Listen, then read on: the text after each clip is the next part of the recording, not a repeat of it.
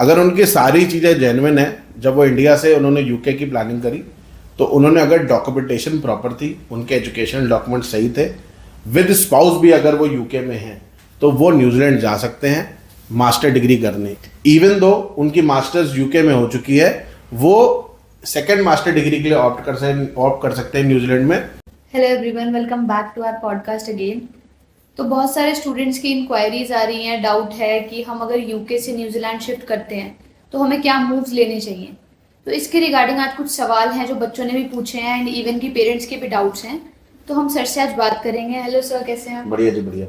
तो सर आज बहुत सारे ऐसे सवाल हैं हमारे जो बच्चों की इंक्वायरीज आ रही हैं, वो क्लियर करनी है हमें। जी जी जी जी। तो सर सबसे पहला सवाल ये समझना जरूरी है कि जो स्टूडेंट्स यूके से न्यूजीलैंड मूव करते हैं, ये ट्रेंड बढ़ता ही जा रहा है। हाँ जी, हाँ जी। तो इसके हिसाब से आप क्या कहना चाहेंगे कि बच्चों को मूव करना चाहिए, सही मूव ले रहे हैं कि नहीं ले रहे हैं? मुझे तो बहुत सारी इंक्वायरी भी आई है, कई बच्चों को ऑफर लेटर भी आ गए हैं। अब जो बच्चों को ऑफर लेटर आए हैं उनके बारे में डिस्कशन तो नहीं करूंगा, बट हाँ, जिन बच्चों ने इंक्वायरी आई, अब देखो जो बच्चे इस टाइम यूके में हैं और उन्होंने मास्टर्स कंप्लीट कर ली है और रेलिवेंट फील्ड में जॉब कर रहे हैं और अच्छा उनके प्रोग्रेशन में कोई प्रॉब्लम नहीं थी। मैं एग्जांपल लेता हूँ कि जब वो इंडिया से यूके गए मास्टर्स कंप्लीट करने, तो उन्होंने ऐसा कोई डॉक्यूमेंट नहीं लगाया जो बहुत ही ज़्यादा फर्जी था। एकदम क्लियर मैं बोल रहा हूँ, उनका जेन्युइन एक्सपीरियंस था, डिग्री उनकी जेन्युइन थी। यहाँ से कई बच्चे ऐसा भी है जहाँ मुझे अपने सोर्सेस से पता चलता है जो फ्रॉडलेंट डॉक्यूमेंट में भी शायद यूके पहुँच गए। अगर उनकी सारी चीज़ें जेन्युइन है, जब वो इंडिया से उन्होंने यूके की प्लानिंग करी तो उन्होंने अगर डॉक्यूमेंटेशन प्रॉपर थी, उनके एजुकेशनल डॉक्यूमेंट सही थे, विद स्पाउस भी अगर वो यूके में हैं तो वो न्यूजीलैंड जा सकते हैं मास्टर डिग्री करने। इवन दो उनकी मास्टर्स यूके में हो चुकी है, वो सेकेंड मास्टर डिग्री के लिए ऑप्ट कर सकते हैं न्यूजीलैंड में और आराम से एडमिशन भी मिल जाता है, और वो चाहे तो मास्टर इन रिसर्च का कोर्स भी ऑप्ट कर सकते हैं रेलिवेंट फील्ड में और जा सकते हैं विद फैमिली जा सकते हैं। ठीक है सर, ये तो ठीक है, आपने क्लियर कर दिया। इसी के साथ एक पॉइंट है कि बच्चे बोलते हैं कि हमें आइल्स रिपीट करना पड़ेगा, पीटी रिपीट करनी पड़ेगी, क्योंकि वो कहते हैं हमने तो यूके से स्टडी कंप्लीट कर लिया जिसका एजुकेशन सिस्टम इतना अच्छा है, उसके बावजूद अगर उन्हें पीटी या आइल्स की रिक्वायरमेंट दोबारा क्लियर करनी पड़ती। देखो मैं एग्जांपल दे लेता हूँ, कई बच्चे ऐसे भी हैं, जैसे एग्जांपल लो कि ये मार्च चल रहा है, मार्च 2026, तो कई बच्चे ऐसे हैं जो दिसंबर 2024 या फिर अक्टूबर 2024 में क्या कहते हैं अपना यूके गए थे, या फिर उसके बाद भी गए, जनवरी के पिछले एक साल पहले भी गए होंगे, जिनकी मास्टर्स कंप्लीट करने वाले होंगे। तो कई बच्चों के आइल्स स्कोर वैलिड भी है, कई के इनवैलिड भी हो चुके हैं, कई बहुतों के तो ये है कि एक्सपायर हो चुके हैं, पीटी एक्सपायर हो चुकी है। कई बच्चे ऐसे भी थे जो उस टाइम भी विदाउट आइल्स विदाउट पीटी गए थे एमओआई के बेसिस पे, कई बच्चे ऐसे भी आइल्स वेवर लेके गए होंगे। ठीक है, उन बच्चों को मैं एकदम सीधे मैं बताना चाहूंगा, आपकी मास्टर डिग्री जो आपने यूके में कंप्लीट करी है उसके बेसिस पे बहुत सारे इंस्टीट्यूट्स हैं न्यूजीलैंड में जो आपको डायरेक्ट अनकंडीशनल ऑफर लेटर दे देते हैं, जो हमारे बच्चों के पास हमारे पास आए हुए हैं। आप चाहोगे तो मैं आपको डिटेल इन्फॉर्मेशन जब आप कॉन्टैक्ट करेंगे तो मैं प्रोवाइड कर दूंगा। तो बहुत बच्चों को आइल्स पीटी देने की जरूरत नहीं है, इसमें मैं सारे बच्चे इंक्लूड नहीं करता हूँ, पर बहुत सारे बच्चे हैं जिनको आइल्स पीटी देने की जरूरत नहीं पड़ेगी, विदाउट उसके भी काम हो जाएगा, और ये बहुत ही मतलब पॉजिटिव अप्रोच है।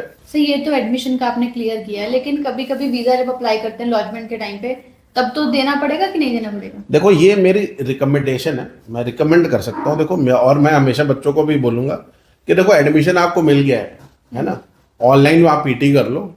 देखो एडमिशन लेना अलग चीज है ना, और वीजा अप्लाई करना अलग चीज है। तो वीजे में अगर आप आइल्स पीटी का स्कोर लगा देंगे, उसके साथ अप्लाई करेंगे तो एक एड ऑन एडवांटेज हो जाता है। देखो न्यूजीलैंड को पता है कि एम्बेसी को कि आपने यूके से डिग्री करी है मास्टर्स, दैट इज वैल्यूएबल, ठीक है, बट फिर भी अगर आप आइल्स पीटी का स्कोर लगा देंगे तो एक एड ऑन एडवांटेज है। और मैं एग्जांपल लेता हूँ, कई बच्चे होंगे जो टाइम सेव करना चाहते होंगे, तो वो पहले आइल्स का एग्जाम देंगे, फिर एडमिशन होगा, फिर प्रोसेस स्टार्ट होगा। तो उसमें क्या है कि आप एडमिशन ले लो, side by side IELTS PTE का एग्जाम दे दो, ऑनलाइन प्रिपरेशन करके, उसके बाद सीधे फाइल लॉन्चमेंट हो जाएगी। तो एक थोड़ा टाइम सेविंग भी है और थोड़ा फायदेमंद भी है स्टूडेंट के लिए। बहुत इंक्वायरी आती है मैं यूके से इसके लिए, न्यूजीलैंड के रिगार्डिंग। न्यूजीलैंड से ऑस्ट्रेलिया की भी इंक्वायरी आती है बहुत सारे बच्चों की, but due to the present circumstances of Australia, तो आजकल हम बच्चों को न्यूजीलैंड ऑप्ट करवा रहे हो, बच्चे ऑप्ट भी कर रहे हैं बिकॉज यूके में बच्चों की पीआर नहीं होती, सब जानते हैं, बड़ा मुश्किल हो जाता है लेटर ऑन वहाँ पे स्टे बैक करना। और आजकल तो वहाँ पे वर्क परमिट भी सिर्फ 1.5 साल 18 महीने का मिल रहा है। तो कई बच्चे वो कोशिश कर रहे हैं कि वहाँ से न्यूजीलैंड से यूके से न्यूजीलैंड चले जाएं, तो हम उनको प्रोसेसिंग करना स्टार्ट भी कर दिए और इंटरव्यू प्रिपरेशन करना, वीज़ा फाइलिंग करना, सारी इन्फॉर्मेशन हम बच्चों को दे रहे हैं कि कैसे कैसे होगा, डॉक्यूमेंटेशन रिगार्डिंग भी क्या क्या उनको चाहिए होंगे। और हमने न्यूजीलैंड के रिगार्डिंग प्रॉपर वीडियो बना रखी है 1 ईयर मास्टर्स की, और क्या कहते हैं पूरे कंपैरिजन उसमें शो कर रखे हैं कि क्या बेनिफिट्स हैं, पीआर कैसे होगी स्टेप बाय स्टेप, जो भी मैंने वीडियो बना रखी, जो भी एप्लीकेंट है वो देख सकते हैं। और कभी कभी मैं हमेशा बच्चों को बोलता हूँ कि कभी कभी एक टाइम होता है, वो अगर मिस हो जाए ना तो फिर बाद में आदमी फिर ये सोचता रहे यार उस टाइम कर लिया होता, राइट टाइम डिसीजन ले लेते। आज की डेट में न्यूजीलैंड एम्बेसी बच्चों को वेलकम कर रही है और ये बच्चों को समझने की जरूरत है। अभी रिसेंटली टाइम की आपने बात की, राइट टाइम तो कभी भी नहीं आता, वो तो खुद लाना पड़ता है। हाँ, राइट टाइम तो खुद लाना पड़ता है, एकदम सही कह रही हैं आप। तो ये बच्चों की रिस्पॉन्सिबिलिटी है कि वो राइट टाइम पे राइट डिसीजन ले, तभी उनके जीवन की सर्कमस्टांसेस करेक्ट होंगे और राइट पाथ पे वो पहुंच पाएंगे। मैडम ने बहुत अच्छी बात बोली, उसी चीज को आप भी इम्प्लीमेंट करो, सही टाइम पे डिसीजन लो। और न्यूजीलैंड का टाइम आज की डेट पे visa success ratio master degree में बहुत अच्छा है। कई बच्चे अप्लाई भी कर रहे हैं, कई बच्चे ऐसे भी थे जो ऑस्ट्रेलिया पहले अप्लाई करना चाहते थे, बट उन्होंने इतने एडवांटेज देखे न्यूजीलैंड के कि 1 साल की मास्टर्स है, लेटर ऑन पीआर प्रॉस्पेक्ट इतने अच्छे हैं, तो उन्होंने आफ्टरवर्ड्स ऑप्शन बना लिया ऑस्ट्रेलिया का। हाँ खुद ही बनाया।